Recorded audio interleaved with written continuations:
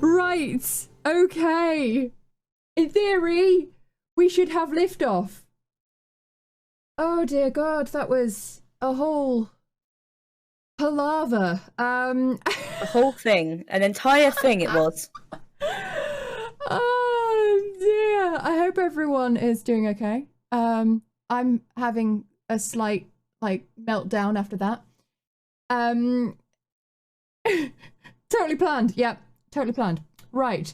So Hashtag planned. Sorry, my computer's just being so weird right now. I'll get there. Oh, is it your turn now? Yeah, it's my turn now. Cool. That'll work. Okay. Oh dear. Alright, technical hitches aside, we're mostly there.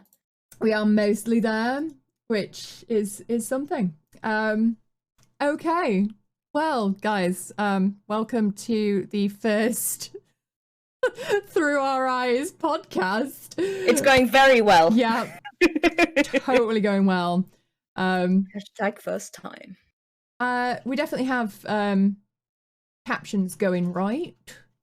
Yes. Well, If not, according to CJ's, yes. Cool. Well, as well as Twitch captions normally do anyway. Okay, well, that's, something. Yes. The important thing is that we've got something going. Something is better than nothing. Oh, dear God. Right. Shall we get this show on the road? No, let's not. Let's just give up right there and then. Let's just leave this. Play Faz. Oh, perfect. Let's do that. All right. Oh, God. Well, I guess we probably should get the show on the road. Mm-hmm. Memo to self, need to change chat to be able to be visible. That would be a good idea. Yeah. It's a learning curve. Yes. It's a learning curve, and at least that's what this episode's for, is to learn. It's to learn. Figure shit out. Right. So I can see both chats as well, which is sorted. Excellent. Good times. Trying to caption your chat as a window as well, but hey ho. Well, we're gonna have to figure that out so it works on the multi-stream next time anyway. So yes. Right. But, yeah. Would you like to introduce what Through Our Eyes is about? Yes, absolutely I would. So Through Our Eyes was a concept that myself and Dr. K. Ross actually initially came up with when we were talking to one another. Because we noticed there are a lot of marginalized content creators who may not get the sort of same treatment on websites like Twitch that others do. So, often in terms of trolls and people not understanding or maybe coming and asking an awkward question that isn't appropriate for the time. And so I thought, what if we just put a platform together to answer those questions deliberately, to have those discussions and to address them? And so that's what we did. That's what we did with the first Through Our Eyes stream, which was a free-for-all. It was just all marginalized people. Any marginalized content creator who wanted to come and have a chat, they were more than welcome to. And I met so many incredible new people. I was exhausted for ages after, but I'm still exhausted now, but that'll happen. And it was fantastic. In terms of raw stats, for anyone interested, I think we had 10,000 views so far across all of the stream, which was 7 hours long. There was 8,000 unique viewers, that kind of thing. So there was a lot of people with eyes on it, and hopefully, even if only one of those people learned something new, then that's definitely been worth it. So yeah, it's a conversation between marginalized peoples about what that means and who people are and why this discussion still needs to be had. I mean, that's in itself a fantastic reason to do this. I think it's definitely creating a space for open conversation and educating, as well as bringing to light the different various wondrous issues that everyone experiences. Yes. So this podcast is going to be more narrowly aimed at individual stories, while the streams are very, big talks amongst larger groups of people. This is going to be more targeted towards individuals, and them telling us a bit about themselves and their story, and talking about topics that are relevant to the individual. So, would you like to introduce yourself for those who don't know you? I absolutely can do. So, hello. If you're just meeting me for the first time, my usual introduction goes something along the lines of, my name is Artemis, or Paige, whichever you prefer. The name came about because I'm a massive lover of Greek mythology, so I looked at Artemis, and of course it was taken.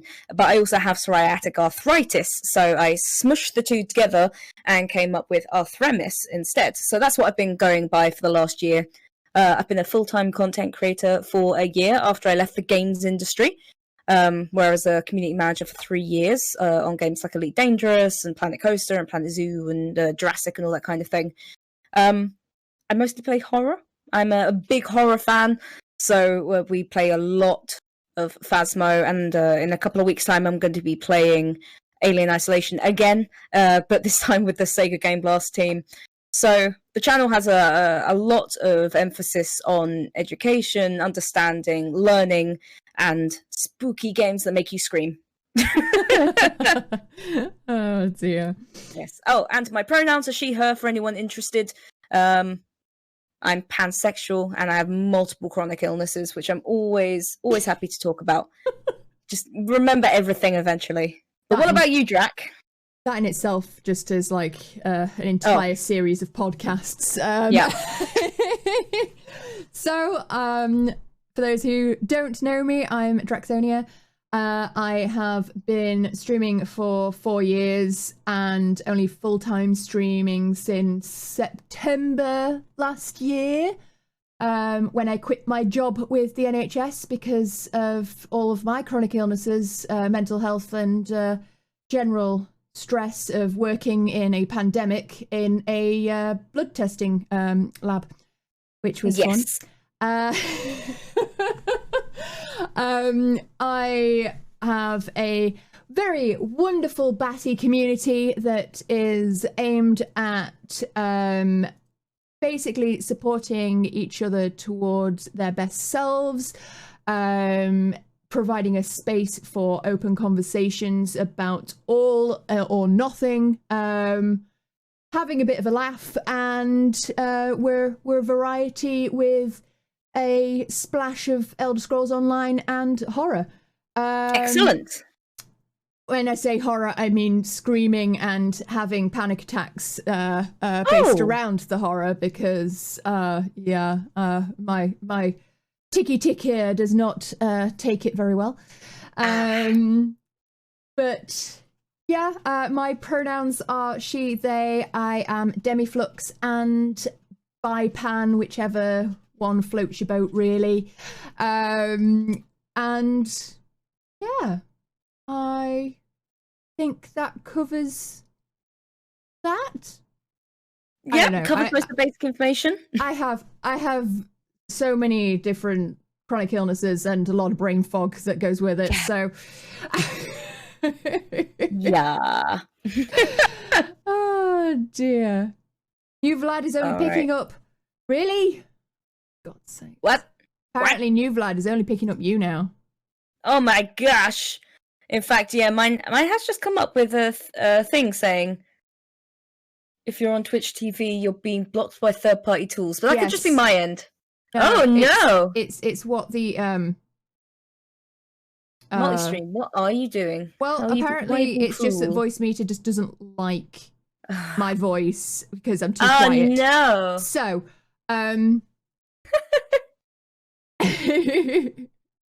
But yes, that is a new feature of Twitch that they are stopping embedding. So it is extremely frustrating that there is a purple screen of death whenever you are doing multi-streams, because it is trying to direct you back to the... Right. My gosh, that's helpful. Yeah. So multi-streaming isn't great at the moment. Okay. Just another way in which Twitch is presenting problems. Okay. Which I'm sure we're going to get into quite a few of those in the... Okay. Well, we'll need to work on that, but we'll figure something out, I'm sure. Anyway, if it doesn't have teething problems, then you'll never get it right, so... Right, so... I think we'll start off with doing a short little snippet story of each of us. Okie dokes.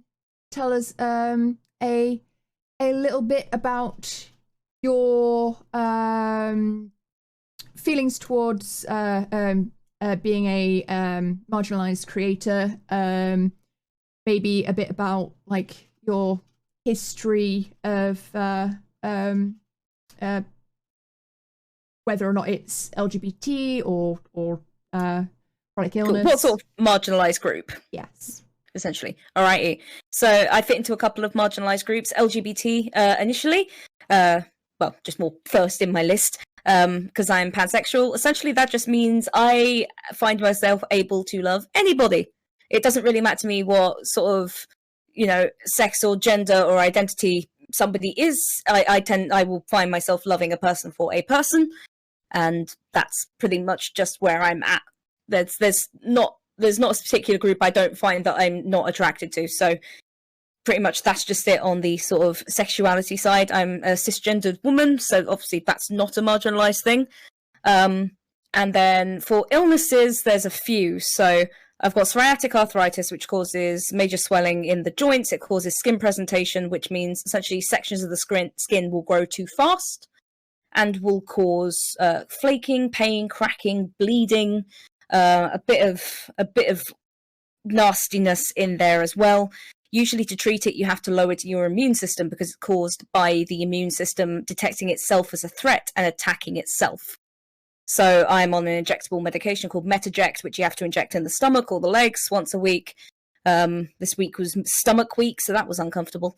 But essentially, it tells your immune system to calm the hell down and to let the body do what it does. So I only have minor skin presentation on my scalp. Luckily, I don't have it on the rest of my body compared to my mum, who has it everywhere.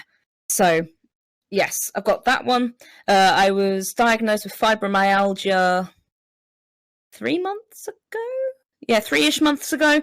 Diagnosed with fibro, mostly because I noticed, hey, I can't remember shit. And then I noticed, hey, I keep falling over. And then I noticed, hey, I can't remember whether I just fell over. And then essentially I was having a lot more trouble paying attention. I thought maybe it's ADHD, but then I started noticing a lot more sort of pain in places that wouldn't be expected from psoriatic arthritis, mostly like feeling that somebody had shot me with a crossbow through me shoulder blades, which you don't tend to have many joints in your shoulder blade.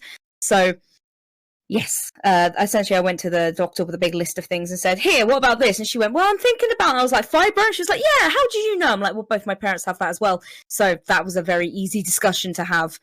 Aside from that, clinical depression, diagnosed when I was 16, mostly because it presented as anger instead of, the classic sadness idea of depression. I just got enraged very quickly for absolutely no reason. I don't know. I could have closed the door and it made too loud of a noise, and it's like, what? How dare you? So went to the doctor for that. And then I have multiple slip discs in my spine, which is probably why I've got massive backache at the moment, and I keep getting spasms, which is really uncomfortable. So if I end up doing a weird jiggle in my chair, that's probably what's going on. So oh, it's okay. My guys are used to me doing all sorts of weird exercises whilst... Yes. But yes. So that's kind of where I fit in with the whole marginalized group, and why I wanted to have this conversation. because my sort of experience being a marginalized person on Twitch personally hasn't been that bad. I've gotten a number of trolls, but I don't physically look disabled. Mostly I just get fat woman's fat, and it's like, yes, thank you for that, cool. But mostly nobody's come at me because you can't really see what's different about me.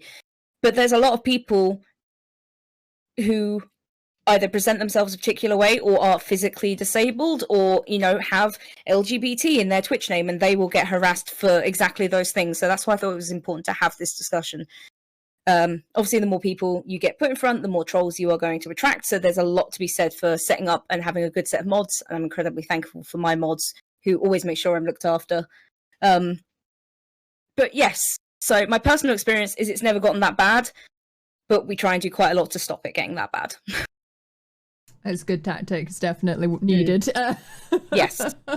It was something I was aware of from being a community manager in the industry and managing streams up to like 27,000 people. So it was like, I've got a bit of a head start on knowing what to do here. So yes. But what about you, Drac? Yeah, that is particularly useful. So my general story is depression and anxiety, which I've only really been diagnosed with recently, despite having it since I was a teenager. And they still haven't figured out what it is that I actually have, because they think that I may have a personality disorder. Right, okay. So in the works. I also have endometriosis. For those who don't know, that is where bits of your uterine lining travels to other locations in your body and has a party. Yes. A very screamy, ouchy party. Yes. Which I actually got diagnosed with accidentally when they were doing exploratory surgery to figure out what my mystery pain that I've had for 10 years plus was, and they still didn't figure out what that was, but they found endometriosis while they were in there. So... Well, you know, buy one, get one free. Yeah, I also have Graves' disease, hypermobility, IBS. Oh yeah, I forgot about that one. Yeah, that's the one that I tend to forget about, because at the end of the day, it's like, compared to everything else, it's a fucking walk in the park. It's just a stomachache. I can deal with that. But mainly it's my chronic pain is the big one. Oh, and chronic fatigue, which makes my life pretty difficult in its entirety. It's it hinders me daily, and means that I very much haven't got a lot of energy or the ability to get out of bed when I need to, which very much impacts my career, whether it be in the NHS or now as a streamer, as a content creator, because obviously that impacts regular scheduling and being able to do more than 3 hours, really. So in terms of other marginalized groups, obviously there's the being demiflux and being bipan, which really, that side of things tends to draw in attention on other social medias of obviously you're fast and loose with your loving, so how about a party? No, there's other words for that. There's other words for that. And that's not kink shaming. There are legitimate other words for that. But it doesn't mean that anyone that is bi or pan is suddenly up for everything with everyone. It's like, no, it's just it's one these of are the people I choose. Most exhausting parts of generally interacting with people outside of social anxiety is trying to interact with someone and then them classifying you as someone that is a certain way because of your sexuality, and then judging you based on whether or not you're dating someone of the same or opposite sex, based purely on the fact that, you know, there's a pre-existing assumption about how that is in life. So that's generally the things that I come across as a content creator, and yeah, as you said, trolls aren't really my biggest issue these days. Yeah. But yes, so I thought it was very, very important to talk about these kind of things and share people's individual stories based around these things, and bring some light on how those preconceived ideas aren't in the slightest bit true, or maybe they are. You know, clarify it. Yeah, I mean, it really is up to the specific person as well, because you can be bi-pan and polyamorous, or you may be into, putting it very loosely, you could be into sex with multiple partners. Yeah. But that doesn't mean just because you are bi or pan, or, as again, you know, any part of the LGBT sort of sphere, doesn't mean that those are things that you do. They may be things that you do. Like, for myself, I'm bi-pan, but I'm also monogamous, and my husband is a cis straight man. But that doesn't mean that part of my brain has turned off, and that, no, I'm no longer pan. Everybody, get out of my sight. Like, no, like, it's like, me, she's still hot. Like, it makes no difference. It's just that was what I was angling at, is the fact that just because I'm dating a cis man does not mean that I'm now straight. No. No, it just means like, oh yes, I'm married to this man who I love and I respect, and, you know, I am faithful in our relationship. Still doesn't mean I can't think that lady is awesome and hot and I like her, and oh, this dude's cute. Like, again, it's the idea that people who are part of the LGBT are not good for the idea of relationships and marriage, which completely isn't it at all. At least never in my experience. There's going to be people, you know, no matter what group you're in, who may do things that we disagree with, but that doesn't mean that the entire group is tainted by that. Exactly. Like, as I said, these can be entire podcasts in and of themselves, which is why I thought that, you know, this would be a good chance to talk about these things and to educate and to bring people in, and so that they can talk about their story and have their voices heard. And there's so many misconceptions or things that are just being not seen because not everything is visible. And it's good to talk about it openly and provide a space for that. Exactly. So there was a comment in my chat that I just wanted to address because it was a good one, from Electric, who says, it's funny you guys laugh it off, as in the chronic illnesses and things like that, but it sounds awful. It's like, well, yeah. But then another comment was made that, you know, absolutely correct, from Bot, is saying, if you didn't laugh, it'd be awful to think about it. Realising your life is miserable can be a second blow to the head. To which Cornish Knight, says, you can either laugh or cry about chronic illnesses, and most of us have done enough crying over it, so we laugh about it. The idea of gallows humour is an old one, which a lot of doctors will tend to use because, you know, from looking at Reddit threads, obviously not the most reputable source, but from that in itself. people who say they are doctors and say that, you know, if you heard the jokes they told each other, they'd be like, what the hell are they saying? Sometimes dark humor does help people cope in horrible situations they wouldn't otherwise know how to deal with. So for myself, when I realized that I was physically disabled and that working was going to be incredibly difficult and that I may end up going down a path that both my parents did, being very physically disabled and not able to go outside and really being, you know, secluded to their home and never being able to work and all that. It was when I was working on Jurassic World Evolution, and there was something, a chat was going on like, what kind of dinosaur are you? And I was like, oh, I'm a Cripliosaurus.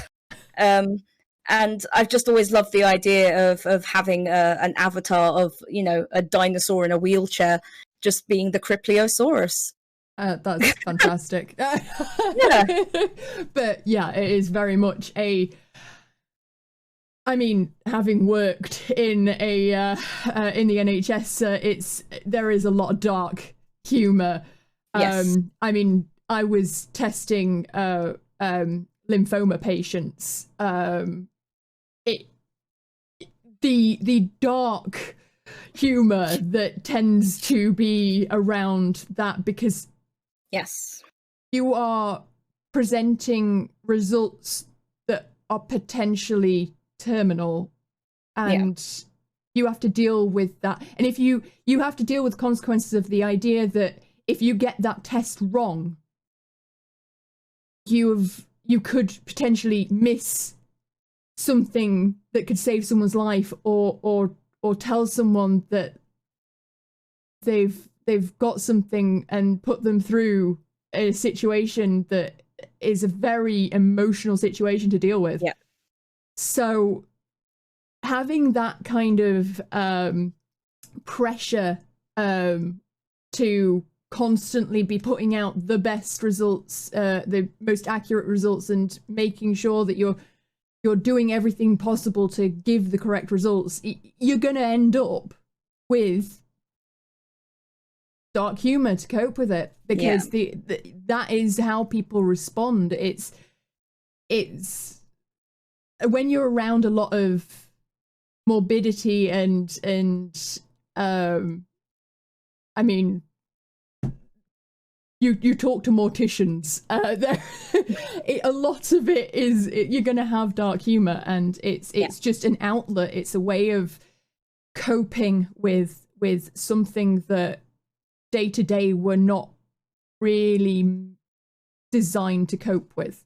No, it's very difficult, especially when you're dealing with a person to person experience. That's why even in things like just retail, working in retail, that's why you'll always hear the joke of, you just check out the back, and then you just go and stand out the back and stare at a wall for 2 minutes before coming back out going, I'm so sorry. And then, you know, you tell your friend, oh, I said they'd be out the back. No, I went on my phone, I went on Twitter, you know, because it's a stressful situation you have to deal with. So the way that some of us deal with it is to joke about it. And it's the easiest way to deal with things is to find comedy, you know, because laughing about something, it's like the saying, you know, if you force yourself to smile, then you're going to find yourself smiling naturally. And it may feel very weird. Sometimes it works, sometimes it doesn't. But, you know, taking a joke can actually make you feel slightly better. So, yes, I mean, taking some dark humor about your own condition can make it much easier to deal with. Even personally, I know that when I'm in highly anxious mode, the reason that it's always taken so much to get doctors and professionals to believe me is because when I'm in high anxiety mode, I automatically switch to this, like, well, basically like I do on stream, to be fair. It's lots of giggling, lots of filling in the space, lots of talking, because that is my response to anxiety. It's to basically try and put on the face. And that hinders diagnosis and stuff like that, because they're, oh, well, she seems fine. Yes. Yeah. Whereas I've got the other way. Obviously, my depression, as I said, was diagnosed via anger. So when I start getting sort of anxious or frustrated, I'll start getting angry about things. And it takes a moment to be like, calm down. You're not actually angry at this person. You're angry about the situation. And, you know, being hostile is not going to help. So it's like, try and sort of, so I don't get a mask. I just rip mine off instead. And I'm like, all right, we're going to do this. It's like, no, this isn't what's required right now. Sort of same with taking criticism as well. My goodness. Criticism is great, but when you can't take it, Like sometimes it's just like, I'm just gonna sit here and cry, give me 2 minutes. I'm not actually sad, but I don't know what to do with these emotions. Yeah, hands up everyone who takes criticism and internalizes it immediately and brews over it for a good n number of days and beats themselves up, rather than going, you know what, it's just a comment, it's an opinion, I can take it on board. Yeah, or I can just be like, nope, I'm good. Yeah, it may actually be intended to help me, but no, right now I'm going to cry. Oh dear. Yes, and it's much harder for us to, as Dragon in my chat has just said, it's much harder for us to take compliments at the same time as it's the human brain. Even worse. As far as I understand it, the human brain is predisposed to take in negative stuff because it helps us survive. It is a survival mode, very much. Yes, so like you're more gonna take, if there's a really pretty bird, but then there's a lion behind it, you're probably gonna notice the lion.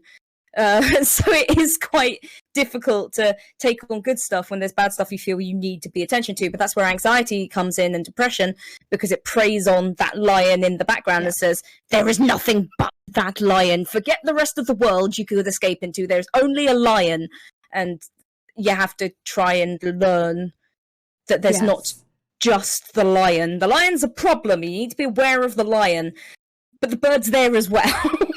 Yes, so very much so. It's very much a constant. Anxiety is a constant fight or flight response. Yes, it's your brain constantly going, but what about this? What about this? What about this? It's like these things are things from the past that our brains have latched onto because it feels like you need to be protected from them. But those situations are quite often not occurring anymore. And that's why your brain's kind of going, but what about this? And it's like, well, no, it's... And it's why you'll often find that if you have anxiety or depression or some kind of mental condition, whether you want to call it mental illness or a condition or disease, whatever kind of thing it falls under, whatever term, you may sometimes find yourself going, I don't have anything to worry about. Well, that's worrying. And then you find something else to worry about. Why haven't I got anything to worry about? Why haven't I got anything to... That means that I've forgotten something, and that means somebody's going to be angry with me. Oh, no, how many people are angry with me? And then it spirals. Yeah. So it's something that you absolutely should, if you recognize anything in yourself. Like, I see a lot of conversations in both chats going, oh, no, I'm attacked right now. It's like, if you do, sort of resonate with any of this, it's not a bad thing. It's a good thing to self-identify and to understand these things, and then to speak with people that can actually help you deal with them. Because just because the lion is right there in the forefront doesn't mean it's actually going to hurt you. But if you're identifying with anything that we're talking about, or anything that we talk about in the future, do remember that we are not professionals. We cannot diagnose you. These are our interpretations of our own illnesses, our own experiences. Each person is different. Everyone has a different situation that they experience with all of these, whether it be physical or mental illness. And the only way that you can really approach this is by actually going and talking to a professional if you identify with anything that is said here. And my bot just timed you out for some reason. That's fine. I figured it would, but I was just going to mention it to you afterwards, or one of the mods would see it and I could just post it again afterwards. That's just a command I have set up on my chat. So basically the website that I've just posted into your chat very cheekily without asking for permission, don't do that, people, is a help service website, which will essentially help you find resources for things like suicide prevention, if you need help with self-harm, if you basically, if there's anything we discuss that you need to speak to somebody about urgently, that website will have a link for somewhere local to you, so you can speak to somebody, whether it's either text, email, drop-in, phone conversation, Twitter. There's all sorts of ways that you can get in touch with people. And yes, sorry, Intink, I am breaking rules in the chat. I'm very cheeky. But yeah. So also, can one of my mods copy that so that we can set it up for the next podcast? Fabulous. Thanks. Right.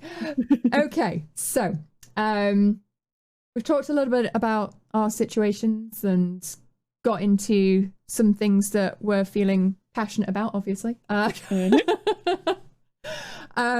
Shall we try and answer some of the questions that were suggested earlier on from forums or etc.? Yeah, sent in by the public over, whether it was the last Google form or this one. I think we'll select one from the previous one and then maybe select one from the Google form, the new Google form. Yep, sounds good. Okay.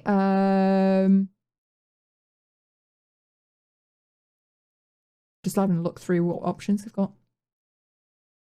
That is all right. Yeah, we've got a selection of questions, some which were relevant, some which weren't, but we will make them relevant because we are professionals.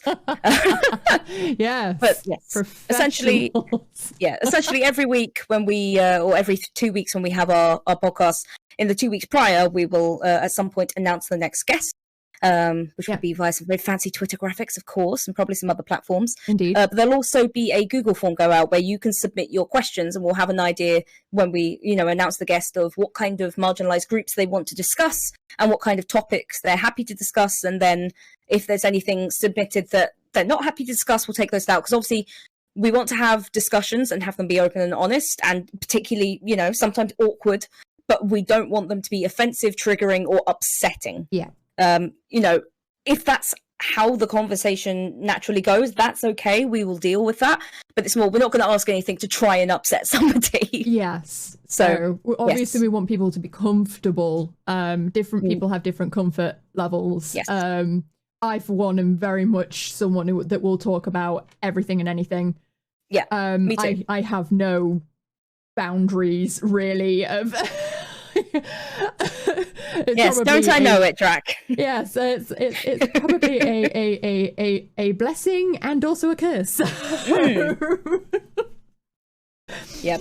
But no filters here. No filters. Or possible filters. It really depends. Somebody might ask a question that just blindsides me, but I haven't found one yet. So no, but other people have different boundaries, and we want to respect their boundaries. Yes.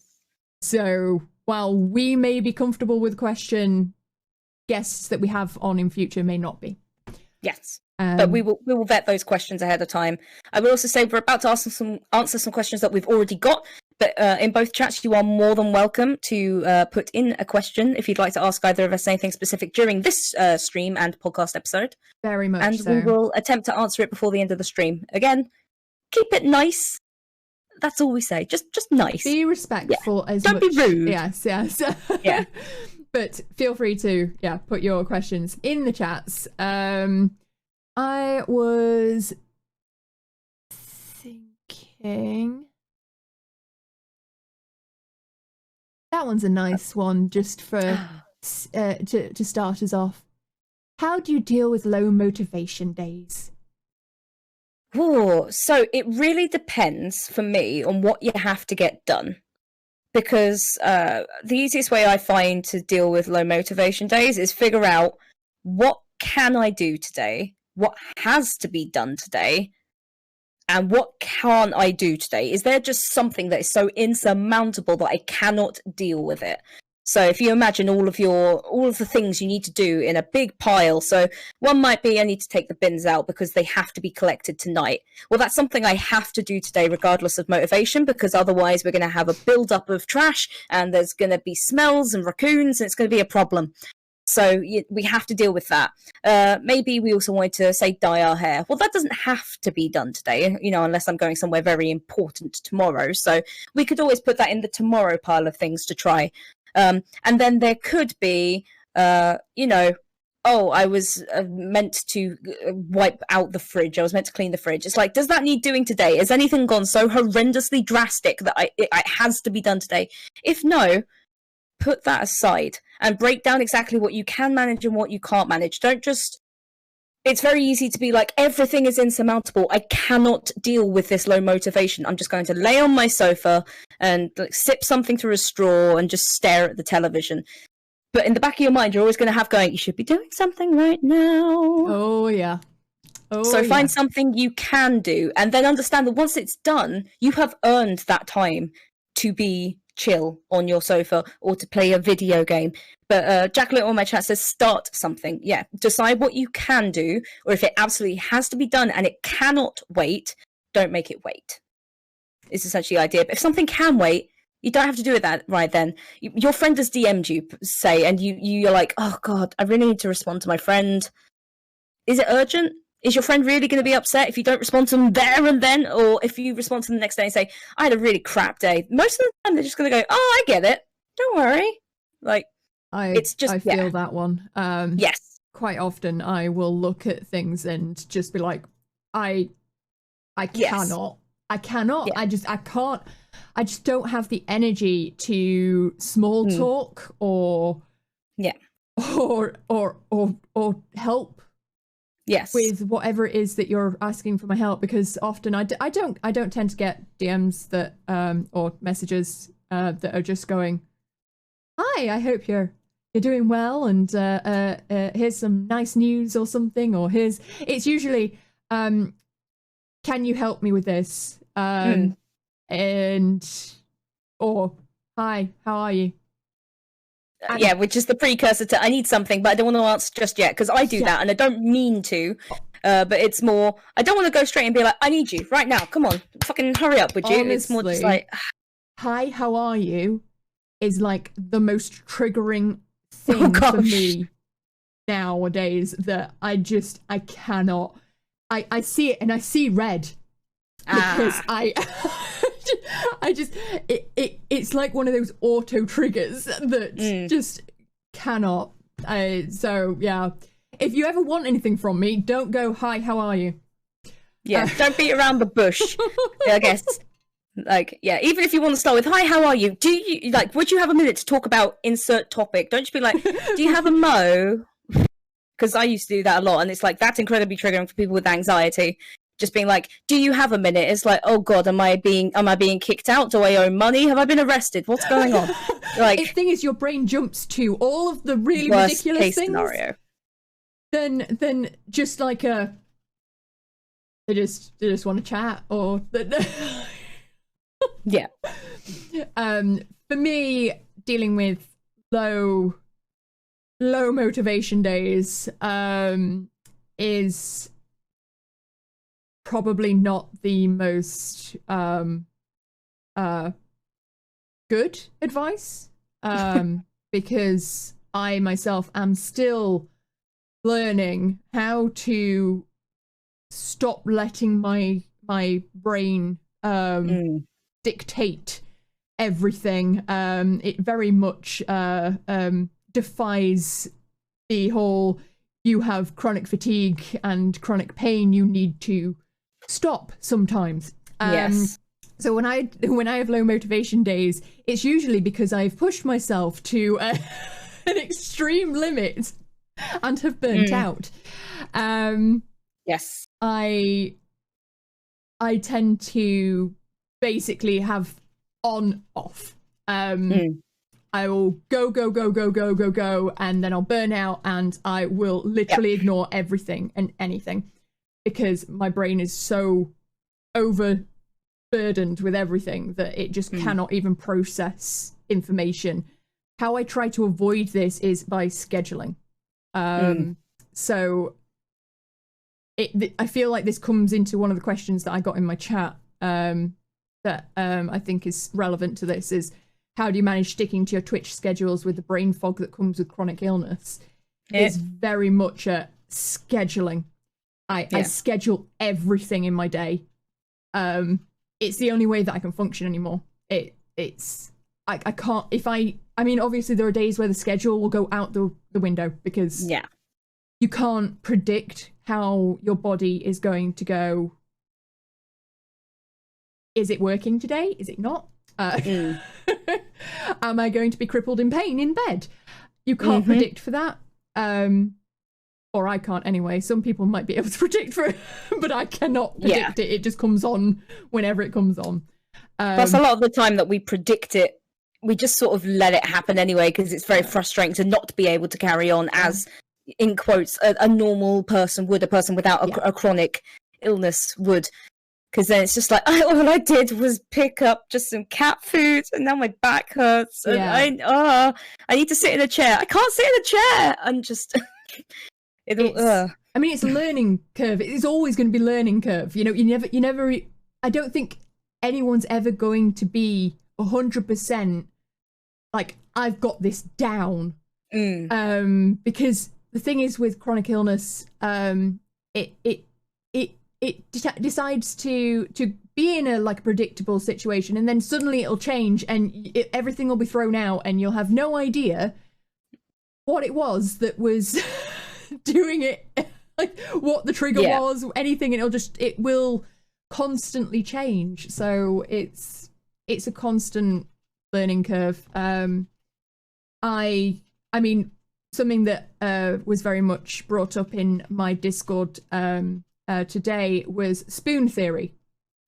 So spoon theory, for those who don't know, is a really, really good way of for people who are suffering from chronic illness to explain to people who don't suffer from chronic illness about how we have allocations of energy.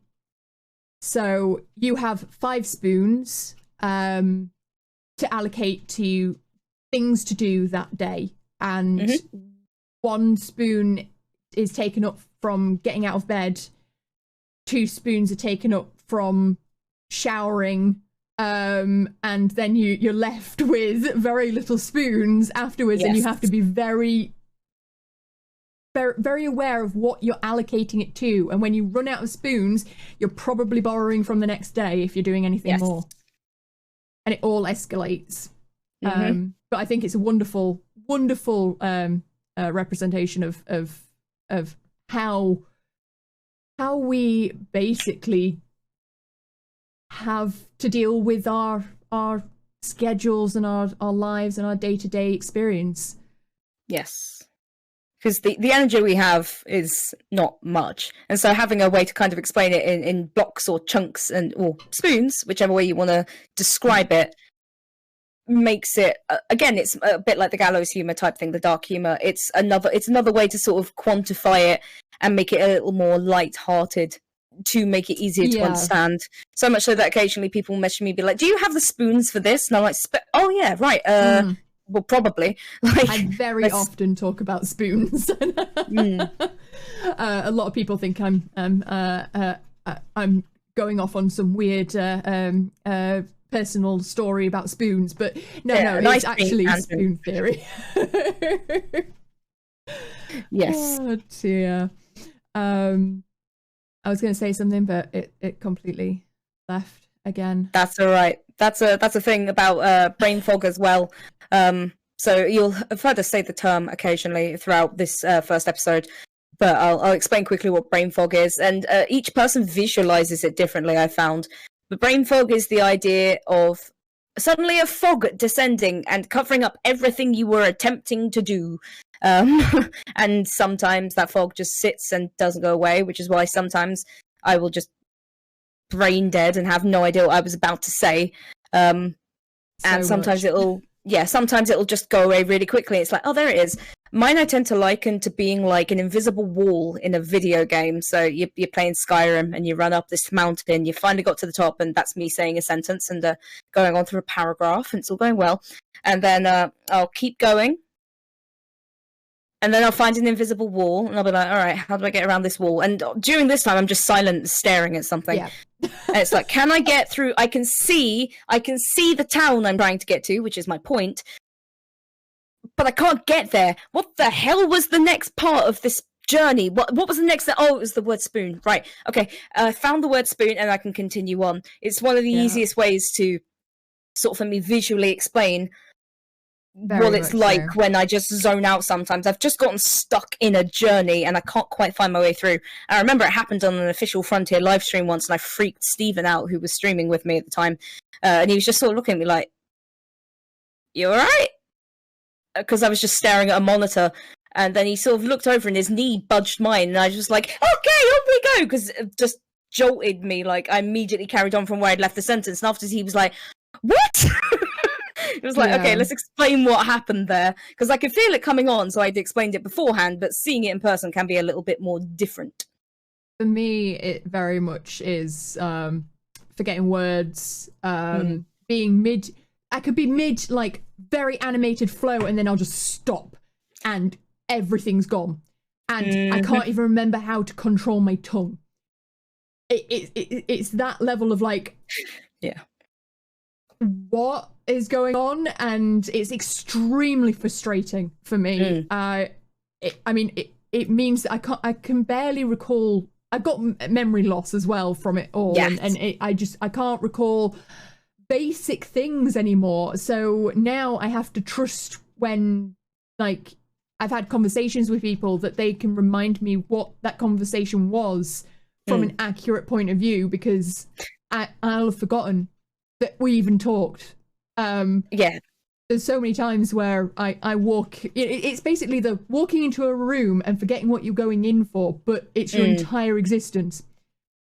And it will get worse if you're stressed as well. So if you're having an argument with somebody, by the time you get to, your actual point, your coup de grace in this argument, you'll have immediately forgotten what the argument was and why you were so angry, and you'll say something that contradicts the argument. And then you're like, oh wait, did I have a different point 2 minutes ago? Bollocks. Well, if I can see right now, that's a problem. The thing is that everyone gets that, oh, where did I put my keys? Or oh, I forgot why I went into the fridge or the kitchen or whatever. But this is like that times 100. To a point where you feel like you've lost complete control of everything that's going on in here.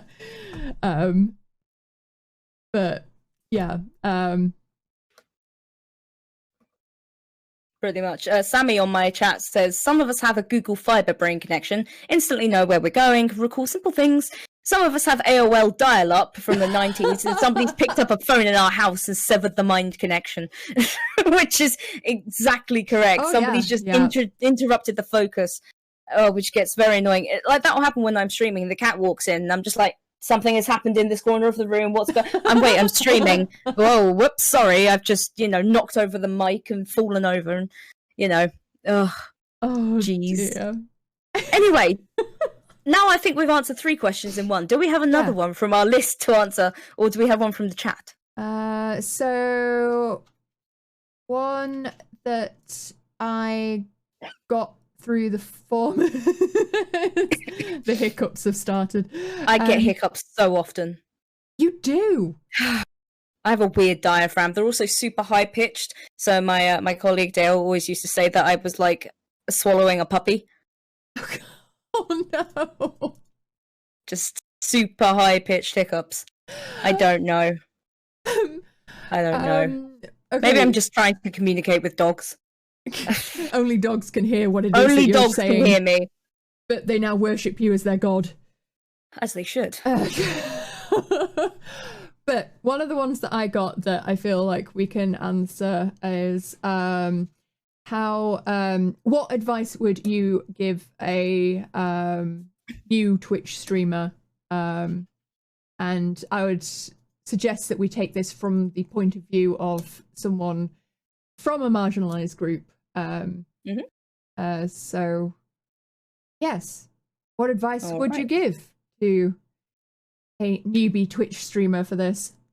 The first thing I would advise is to figure out how comfortable you are with you as a person. Because Twitch is full of lovely people, but it's also full of people that will believe you should be an open book and that they can ask and intrude on any part of your life. And you really should just make sure what parts you are happy communicating about and which parts you aren't. So with me and Drac, we've explained we're both pretty happy to ask most things. Like, if you ask me ask me to detail your sex life, I'm going to be like, no, go away. That's weird. But if you ask me what my sexuality is and, how that relates to other people, then I'll happily answer.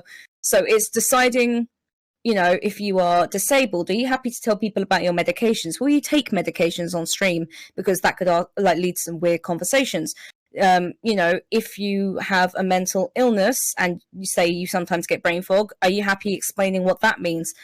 Once you have those limits in place and you know for yourself what you are willing to talk about when you are a marginalized person, whatever kind of marginalized group you're in, then write those things down and start creating some commands. Because if you're not happy to talk about brain fog, say because it's upsetting, you might want to make a command that's !fog, which explains what brain fog is and links them to a website so they don't have to ask you. You put in things to protect yourself initially, and then share whatever you are happy sharing. It may be that you don't want to talk about any of it, and so you don't put it in your profile and you don't bring it up. It's really up to you. Like, it's a disabled person, because the person bit is the main bit. These things are a part of who you are. That doesn't mean you owe them to anybody else. So just decide what you want to share and then go from there, is my main advice. Plus, find a good mod, somebody that has your back and understands you. Because then when you do get somebody coming and going, oh my God, are you taking pills? It's like, yes, these stop me having children. Then it's easier to have somebody on your back who can automatically be like, just leave, please, just leave. You're not needed here. You've just come in to be a nuisance. What about you, Drac? For me, it would be, you're probably going to start off talking to yourself a lot. Initially, unless you've somehow got some large audience from somewhere else, you're going to be talking to yourself a lot, and you've got to factor in the fact that takes a lot of energy and a lot of persistence and perseverance. You need to be comfortable with, as you said, your own personality and your own state of mind to be able to factor this in when you start out. Be aware that you're going to have to not compare yourself to others when you're starting out, because you're going to basically be having a different situation than most of 90% of Twitch streamers, because of your illness or mental health or whichever is affecting you. So you can't really compare yourself to a situation that isn't even applicable. You're going to have your own schedule, your own rules, your own way in which you interact and play the games in your own way, and you can't measure yourself against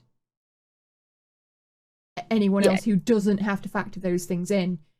So trying to do 7 days a week when you've got chronic fatigue is only going to make you worse. You've got to put your health first.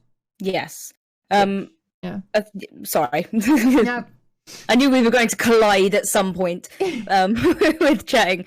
But I think it's important as well. I have a tendency to look at things from the worst case scenario. Unfortunately, that's something I learned doing community management, because doing community management, you're on the front lines a lot between people and business, and so you take a lot of flack. So I sort of ended up, unfortunately, seeing the worst of a situation when it could go the best. So while that isn't great, it has taught me that you should prepare for the worst case situation, but try not to dwell that it is the only situation. So when you are starting out and you are marginalized, if you think to yourself that you're worried about trolls, or that you've heard that you could get somebody ridicule you for something, that's still a valid worry, and prepare for it. Know in your head what you're going to do if somebody comes along and tries to be mean to you. Do you block them instantly? Do you try and educate them? Do you have something that you post in your chat? Do you need to ban them? Should you have a hotkey if you don't have any mods? Just make sure that you've thought about your own protection before you start doing it. Because that way you don't need to be scared or frightened of any of it, because somebody turns up, then it's just funny. Because it's like, oh, you've come to try, have you? All right, let me just press this button here, and it's dealt with, done. No need to worry. But if you don't have a plan in place for these things, you may end up finding yourself flapping because a situation's come up that you're not prepared for. Yeah. And again, it's the internet. A lot of us have been here a long time. So it is just worth being prepared or aware of these situations, but try not to become bogged down by them. I've found a lot more nice people than I have negative, but it really does depend on who finds you on a particular day. Yeah. I mean, personally, I when I started out, I was extremely worried about how basically everyone would be awful and I'd have to deal with that. And honestly, it's not been as bad as I thought in any way, shape or form. We've had a few trolls over the years, but nothing that we couldn't handle. And it's, I mean, the biggest, well, detriment to me as a streamer is myself. It's not trolls. It's dealing with my own insecurities, illnesses, and trying to come to terms with my own expectations. That is the biggest factor, while actually everyone else is really just trying to support people to doing something wonderful. So it's not as bad as your brain's telling you it is. No, and exactly. If you do tend to worry, write down what your fears are about it, and then ask somebody who knows, or try and find somebody who does. Like, there'll be plenty of people on Just Chatting or talk shows and podcasts, or people on Twitter who are happy to interact and, you know, field some questions. There's always going to be somebody you can ask. There's going to be a guide somewhere, and you can figure out how to deal with those situations should they ever arise. And if they do, normally, by the time you've attracted a troll, there'll be somebody there to help you counteract it. You don't tend to get trolls without any other person anywhere in the vicinity. So you will usually have somebody to help you with a situation. Very much so. So I'd say don't be scared of it. Just understand that you're going to put yourself out there. Just be prepared and know how much you want to put out, and prepare. Okay, so here's the brain fog setting in for me. Did we go over what our future plans and aims are for We have not yet. Okay, cool. I didn't imagine that. Nope, you did. See? Perfect example. So, as mentioned earlier, we had we've stated what our ideas for the general Through Our Eyes project is, and what is the future for it? What is it that you ideally want it to go towards? Ideally, I'd like to see it go towards emboldening other marginalized people and acting as education for those who want to learn. Because not knowing something or having a view on a person or group of peoples isn't a bad thing, and that doesn't make you a bad person. Acting against a person or a group of peoples based on your own assumptions is a bad thing. But if you're willing to address that you may have bias or stereotype, and you learn, and you're willing to have these conversations and to be a bit uncomfortable and address, oh, maybe I could have thought about this a different way, then that's what I'd love for us to be able to facilitate, for somebody to go, actually, I don't really know that much about trans people. This is a preconceived view I have. Is this correct? And then we have a trans person come onto the channel and go, oh, here's some questions, let's answer these, and let's actually humanize these stereotypes that people have about different groups of people, and basically just try and show off the worth that we all have and why we all do deserve to be treated equally. Obviously, it'd be great if that was a given. It's not. We know it's not, which is why we have to have these conversations already. But I think those of us that can have them should have them. And hopefully one day we won't need to. Hopefully one day this podcast won't exist and we won't need to have it. But while it does need to exist, and we do need to have these conversations, and we do need to educate, and we do need to talk, and we need to learn, and to keep trying, that's, I think, what we should do. Yeah. So, for practically, our aims for the podcast, at least, is fortnightly to have individual guests on to highlight their individual experiences and promote the questions that need to be asked towards someone with experience in the various topics. With the streams in general, it's currently monthly, right? Think so. Well, I need to double check and work on that. Just, I guess, based on feedback, really, which is why we're just having this first inaugural stream to work out a couple of kinks which we've had, and not those kinds of kinks. Don't get your mind in a don't put your mind in the gutter. Thank you, people. No woofing in here. Lord Flashheart is not here. But yeah, to work out some of the kinks, to discuss ideas, and to get some feedback. Really, very much so.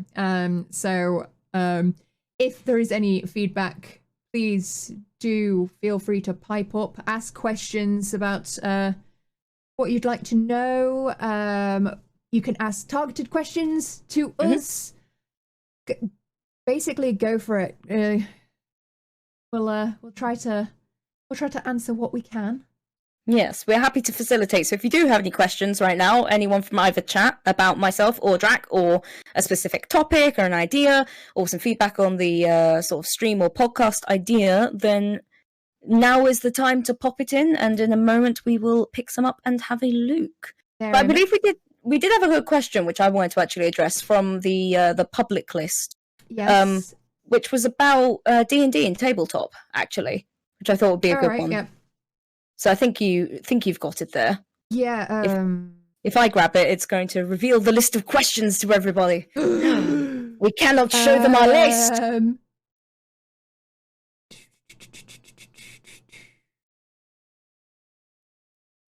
Oh, the last one. Yeah.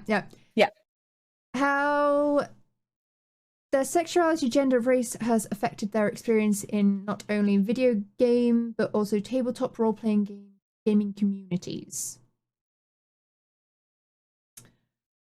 So I don't know if I have a massive opinion on this, apart from I do appreciate seeing people like me in video games, in TV, in films, in any kind of media. It's always good to see a well-represented disabled character, or a character with a mental illness.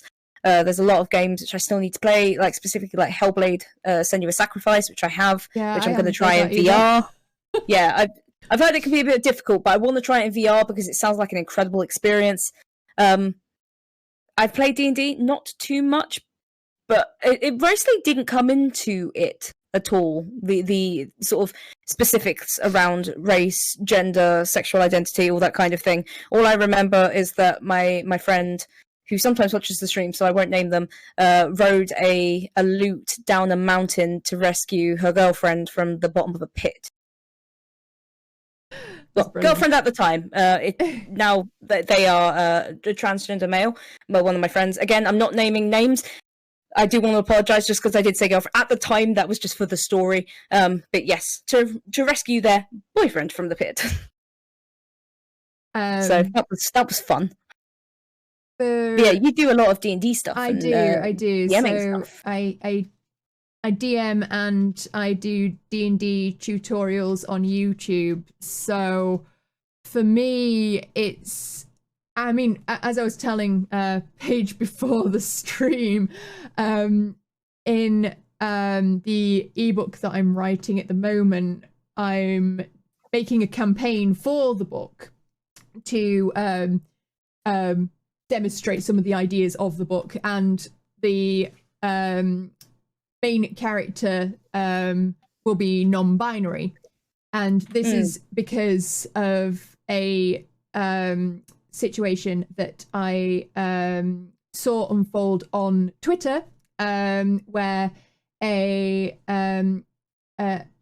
trans person decided to stop taking medication and become non-binary because it no longer reflected how they saw themselves. Okay. And I thought this was an absolutely beautiful story, and I wanted to see something like that in a campaign, because so often it's it's the same thing with a lot of games. Is are you male or female? Yes. But what about the rest of the options? I want to see the rest of the options.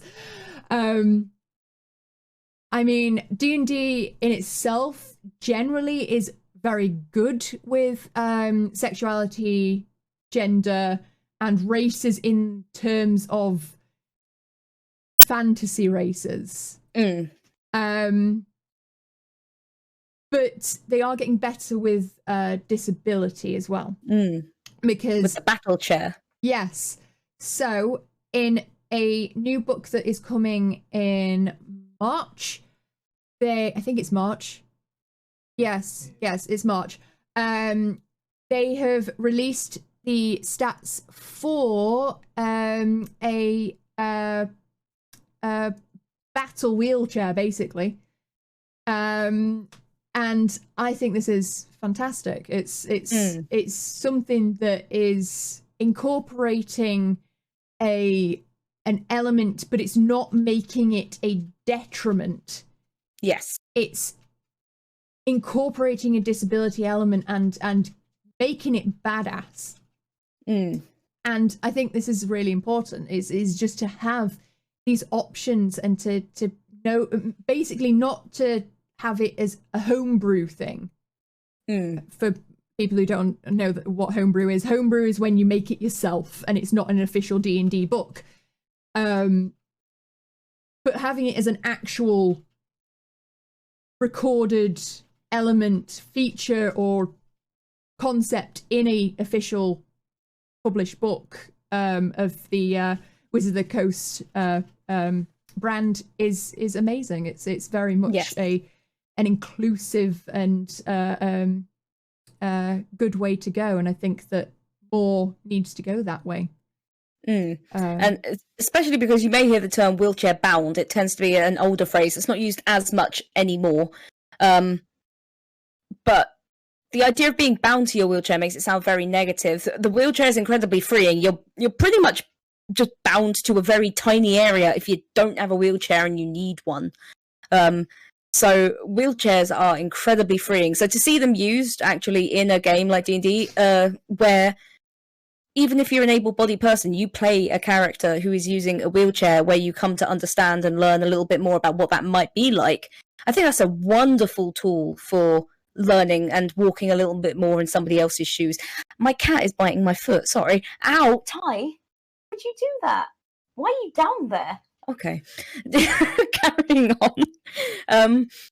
But yes, I think it's going to be a wonderful tool to allow others to imagine. It's like kids play to learn, they play doctor and sort of understand in a little bit, or they play vet and they look after animals. It's like, well, adults can play as well, and you could play a disabled character and learn a little bit more about that.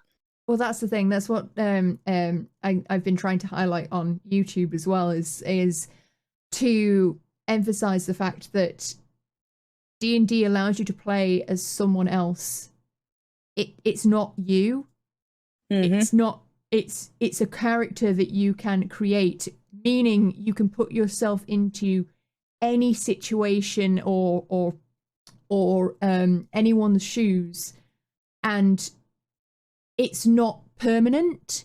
You can experiment with situations. You don't have to make a right choice. You can discuss the outcomes. It allows you to practice things. This is why it's being more often used as a psychological tool to help people who have impulse control or difficulties with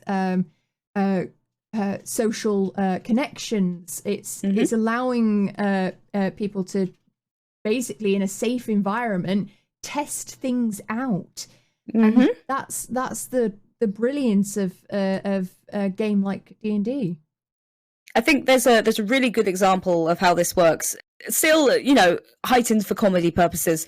In the show Community, there's an episode called Advanced D&D, which is amazing. It was removed a little while ago from Netflix. I believe they put it back because one of the characters plays a drow and is cosplaying, so they are wearing black makeup on their face, which was called out, I believe, because in context it wasn't a racist thing. It was a representation of a character who has, you know, fantasy, literal black dark skin.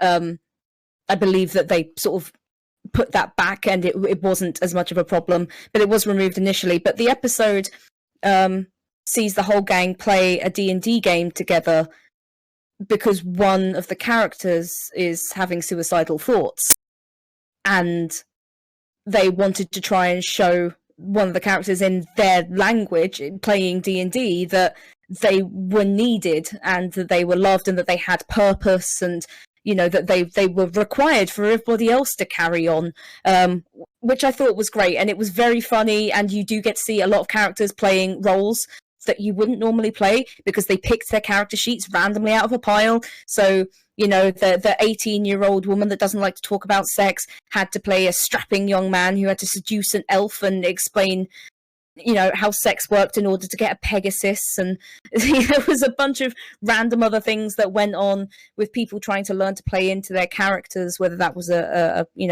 good guy or a villain, or, you know, a man or a woman, or whether they were an elf. It was a really good episode. It was very fun, and I think it was incredibly well done to explain a little bit more about practicing, playing, and trying different scenarios out, and how it can be very good as well for having those connections and experiences you may not know how to deal with in real life. There was a tweet that I saw a couple of weeks back that pointed out that more media needs disabled characters that aren't the evil guy or some kind of side character, and I mean, I obviously agree, but the key there is that the evil characters are always the best characters in every situation. So I feel like if as disabled characters we only get evil guys, that's I frankly I think we've got the best deal. But because they've always got the best character, like as in like personalities, where they actually have depth. Like evil characters tend to have depth, where good characters tend to be very one-dimensional. And if say we, you know, disabled characters were only ever evil characters for the rest of the days, as long as they started actually taking into account the depth that disability creates as a person, like the highlight is more about not the disability, but about the journey that the person has gone through to get to that point in their lives, and how that element has affected who they are and how they overcame it. That should be the thing that's highlighted, rather than a disability purely for flavor's sake. Yeah, I mean, you don't generally need to ask a hero what their motivations are, because it tends to be save the day, save the princess, save the world, you know, if you want to go heroes. I want a good character that's really not having fun with it, god damn it. Yeah, I mean, there's a lot of villains need more explanation, because a lot of the time there is a reason why they are villainous. Yes. Most of them aren't just outright evil. You know, even Thanos, who murdered half the galaxy, it was explained it was basically due to trauma from seeing a lot of people starve and die on his planet. Again, that was sort of changed with the whole film saga. I won't go into that right now, but that was the original motivation for the villain to do what they were doing so unerringly. But then you have, you know, if you have a good person doing villainous actions, you have to explain why that is. You can't just have a good person become bad, you know, if it was that, you know, that two sides of a coin.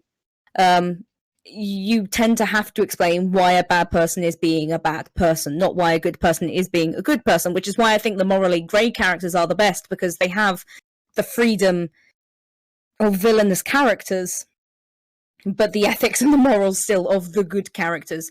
Yeah, I think it's much more interesting to be allowed to play with both, because nobody is purely good and nobody's purely bad. Oh god, no. It's like, no, everyone is very grey. This is one of the things I get hung up in D&D about as well, is the fact that it's always good characters and bad characters, and bad characters murder everyone without motive, and good characters save everyone. And I very much like test that boundary of going, actually, there's a reason people do the things that they do, and it's the motives of that make them good or evil. Yes. Not the, I just go around murdering people, because you can have good characters that will murder people purely because they're stopping them and they're contradicting their belief system.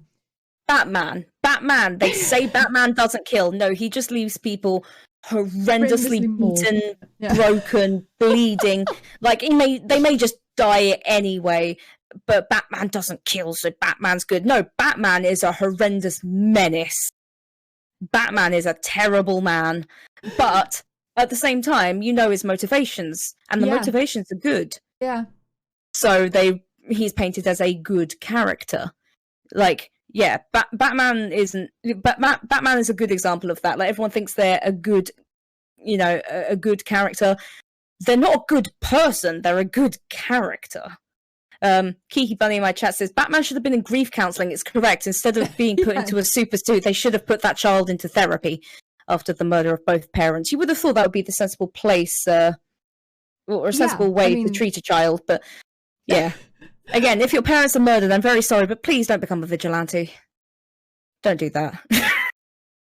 Play D&D instead. Yes, play D&D instead. Role play there. I got a question in my chat. How do you find the strength to carry on when you have so much holding you back? I think over time we get used to how much is holding us back, not because we want to or because it's fair, but because over time you just get used to your limitations, and though they suck, that limited ability is your ability. You can't spend every minute of your life going, I used to be able to do this 20 years ago. I used to be an adventurer like you. Yes, and then I took arthritis to the knees. Yep. Essentially, over time, as you notice that certain things start to wane or become different, the amount of ability you have gets less, but it's still your total amount of ability. It's like your health going down in a video game. Again, you just know that is the amount you have, and that's how much you've got to work with. So although there's a lot on your back, most of the time it's a long process. Which is why normally, if you end up with, say you're hit by a car and you break both legs, that's going to be super bloody shocking. Like when you wake up in a hospital and that's just happened. Initially, that's going to be horrendous because you've immediately gone from like 100% to ability to 50. Like that's a huge drop.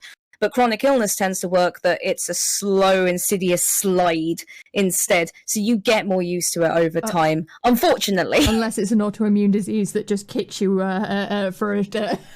Yeah. And then sometimes it goes back up a little bit and then it goes back down again. But it's more we are able to anticipate or understand that these things may happen. So we're used to running at a reduced capacity, at least from my experience. Thing is, I think you can very much associate it to a faster interpretation of dealing with age.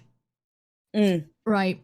As you get older, we accept that as we get older, our abilities change, and we may not be as capable or as energetic as we once were, but we don't seem to accept that when it comes to health or mental health or any of these things, and it's really, we should be taking the same kind of expectation and kindness of that to ourselves when we have chronic illness. Just have the ability to go, okay, yeah, I used to be able to do that, but I can't anymore. This is what I can do now, and take it from there. Yes, it's a very much. It's like a mourning process. Yes, you will go through all of the stages of mourning and grief. It's because you have lost something. You have lost what you were previously capable of doing, and that's okay. It's okay to feel that way. It's normal. It is a process, and it takes a while, but you allow yourself to come to terms with it. But, you do have to accept it. Unfortunately, that's the only way that you move forward with a chronic illness or with a disability or anything that you find impedes your natural ability, is to understand it and to take the time to understand it. And it's difficult, but yes, therapy, things like that can very much help. Speaking to other people like you can help. Sometimes finding a good TV show or film that has a similar character may help. That's why having media that we can identify with is so important, because if we don't see ourselves represented in characters that we can associate to, then we're going to feel like we're not normal and that we're something that can't be put in the normal people's view, and that obviously is going to make you feel worse about your situation. In terms of like mental health, when you have that feeling of things holding you back, because I feel like there's another interpretation of this question. So when you are feeling like, everything is holding you back from improving, this is how your brain is interpreting your situation. And thing is, nothing is physically holding you back when it comes to mental health. It is not a physical force that is literally holding you away from things that you are doing. It is your own brain working against you. And this is why therapy and seeking the help of professionals is extremely important, because we're taught how to cope with physical injury, but we're not taught how to deal with mental injury. So it's extremely important to go to someone who is trained to help you through that process and learn what it is that your brain is clinging on to, or why it's doing the things that it's doing. Basically educate yourself, but using a professional. Yeah, I mean, it's worth saying as well that the brain is part of the body, so mental health is health. And while your mental health may not physically be causing anything to happen to you, you will often find when you are mentally ill or exhausted or burnt out that you feel like you have less energy, you feel potentially weaker. You can lower your immune system with very poor mental health. Very much so. And you can become sick off of that. That happened to me. Yes. Stress literally gave me my first, well, not my first one, but my first diagnosed illness. And like, if you think about that, my own brain managed to make it so that I had an autoimmune disease. That's like, it wasn't anything like I didn't get hurt, I didn't get like injured. It was all my own brain causing my body physical strain to the point of illness. So it's incredibly important to realize when something is wrong in your brain, when something feels wrong, something feels difficult, something feels like it isn't what you can handle. It is very much worth taking a little time. Like a lot of the time, especially in the workplace, you know, you've only got so many sick days, or, you know, oh, you can't use mental health as an excuse. Unfortunately, sometimes that may feel like it's the case, but if you're having a poor mental health day, that's still a poor health day. So take some time, you know, do what you can. Hopefully, if you're working, you have a manager who understands, or, you know, whoever manages your sickness and payroll and that kind of thing, they understand, and you can tell them honestly, like, poor mental health, I need a day off. Also, seek out your workplace's occupational health if they've got one, because it is discrimination against disability if your employer is not taking into account mental health or mental illness as a genuine scenario in which you will need sick days for. Exactly. And a lot of people don't know. And a lot of the time you will know whether you need a mental health day if you're just feeling a bit off.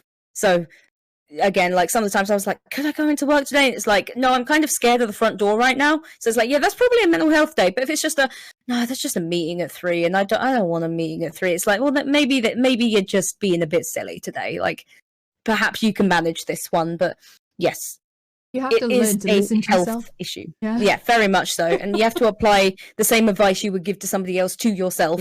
You can't just push on with things, because burnout isn't something that just happens one day. Like, you don't just set on fire instantly. It's like a candle. It burns down over time, but it comes to a breaking point. There will tend to be signs of burnout before you actually hit rock bottom. And you don't need to hit rock bottom to start climbing back up.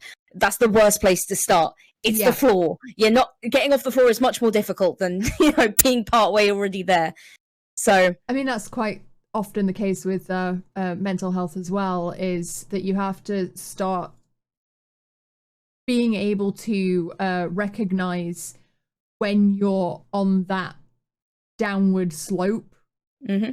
Because if you hit rock bottom, it's a hell of a climb back up, as opposed to catching it beforehand and recognizing the signals and recognizing how it occurs and what's triggered it, and going, okay, now I need to take a step back and really concentrate on getting myself back to a good level.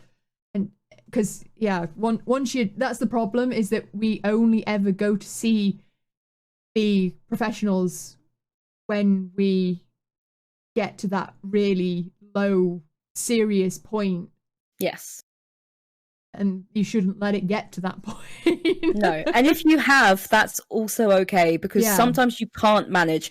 Sometimes it comes out of nowhere, and I mean, also if you haven't been diagnosed and you're brought up in a environment where it's not really talked about, it's difficult to recognize those things. It's especially going to be difficult at the minute with COVID because I mean, I saw a TikTok the other day, which just you know, the pandemic isn't over because you're over it. And it's worth understanding that it's a really shitty situation. It's really shitty, no matter who you are. And you may find yourself getting more stressed out than usual, and you may find yourself feeling lower than usual. And that's absolutely valid. And there are services that are available for you to speak to somebody just because you feel like you should soldier on with it because other people have it worse, or because, you know, it's just because there's sickness and we've got to be sensible, but I don't want to be sensible right now. That's fine to think, because at the minute we're having to do a lot to, you know, ensure other people live. And it can be very tiring doing absolutely nothing, or having to do the bare minimum, or having to prepare a lot more. Or if you're in a case like mine and Drax, where the little freedoms we did have, we don't have those anymore. So whereas we spend a lot of time inside because we were often too tired, we can't go out now at all, because we might die. And I think I'd rather stay inside and be bored than die.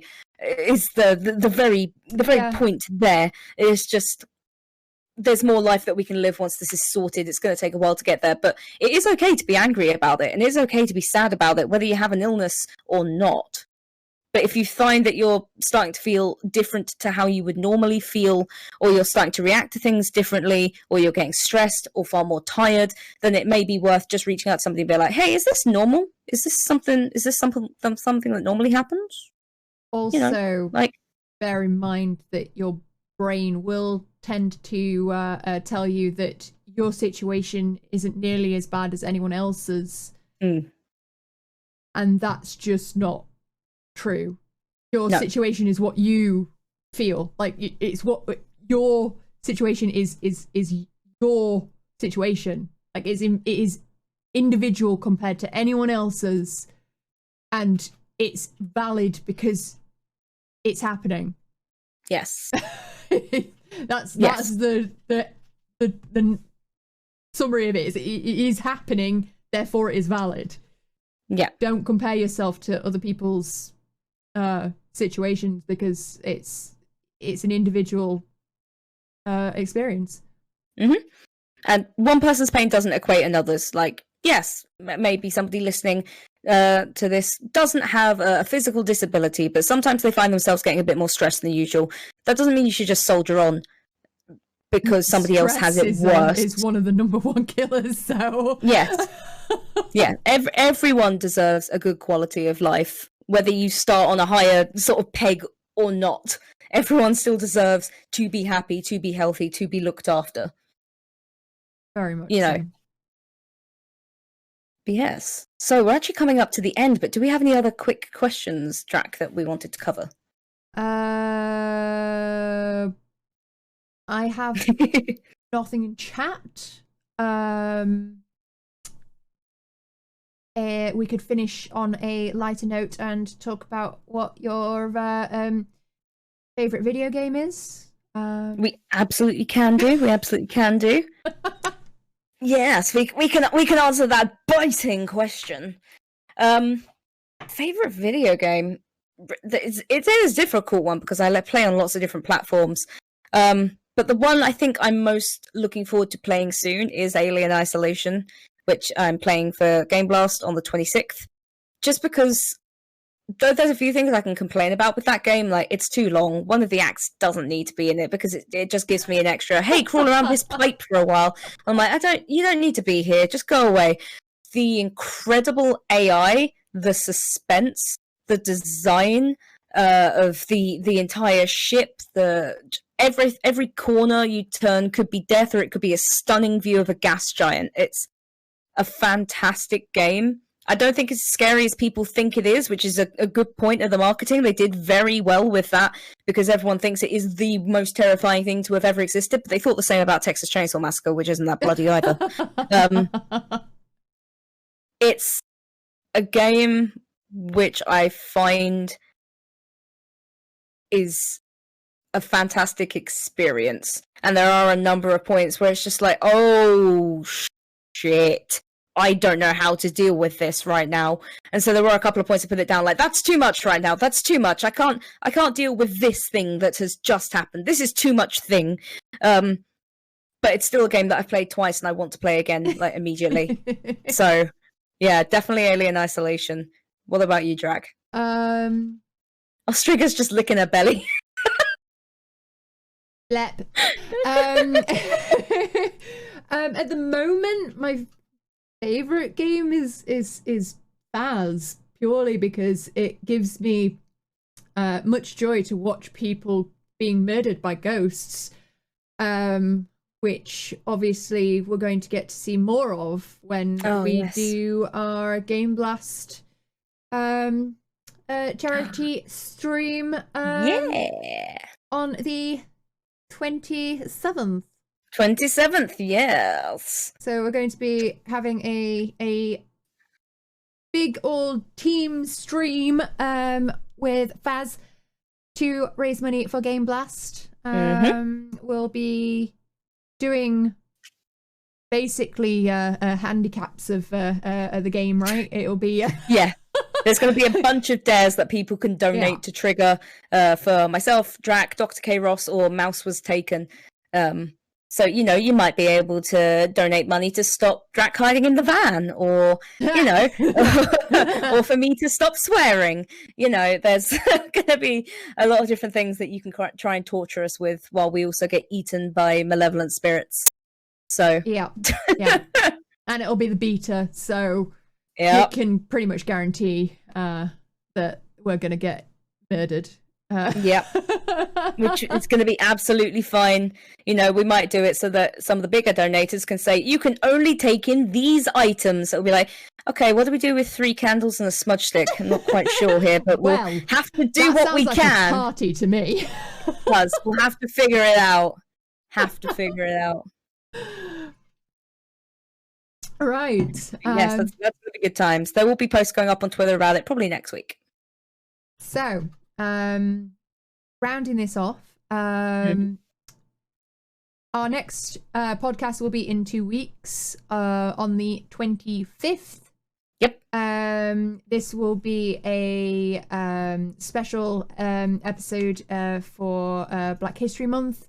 We have a wonderful streamer to come talk to us about what it's like to be a BIPOC creator, and about the importance of Black History Month. If you would like to submit questions in advance, there is a form to submit questions, and we'll collate them and ready them for the stream. So please do try and get those in. But we will also be taking live questions. Oh no, that's the app for if you want to take part, Si. If you would like to be on one of the episodes of Through Our Eyes, the form is also available, and you can come talk to us, and we'll try and get you on and have a nice natter. Exactly, just like we've done today.